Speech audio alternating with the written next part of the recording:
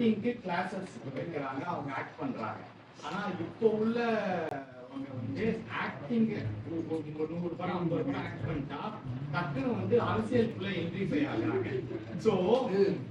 So அதுக்கும் ஒரு அரசியல் ஒரு ஸ்கூல் ஏற்பாடு பண்ணிட்டா ரொம்ப நல்லா இருக்கும்.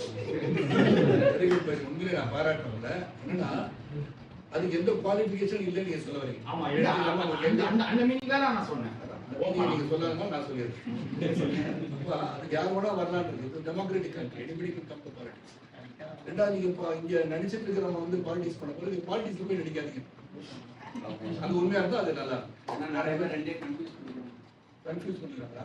ஹீரோவையும் இதே கன்ஃபியூஸ் பண்ணிக்கிறாங்க. ஒவ்வொரு லீடரும் ஹீரோ பேசின டயலாக் ஃபுல்லா பாலிடிக்ஸ்ல பேசுறாங்க. பொலிட்டிக்கல் டயலாக் ஃபுல்லா மக்கள் புரிஞ்சுங்க என்ன பேசுறாங்க, மக்கள் ஒவ்வொருத்தருடைய குவாலிட்டி என்ன, அவங்க எப்படி வந்து பண்றாங்க, மக்களுக்கு என்ன சேவை செய்ய முடியுறாங்க, அந்த உணர்வுகளை சிறப்பாக வெளிப்படுத்தி அந்த உணர்வுகளை வெளிப்படுத்தி மட்டும் செயல்படுத்துகின்ற திறமையை உருவாக்குனா மக்களுக்கு நல்லதா. 2026 மாற்றம் வருமா? மக்கள் நாலேஜ் பண்ணி ஒரு விஷயத்தை ஹேண்டில் பண்ணணும். 2026 மாற்றம் நவம்பர் டிசம்பர் நாளைக்கு என்ன நடக்குது எனக்கு மாற்றம் வருமான்னு கேட்டேன்.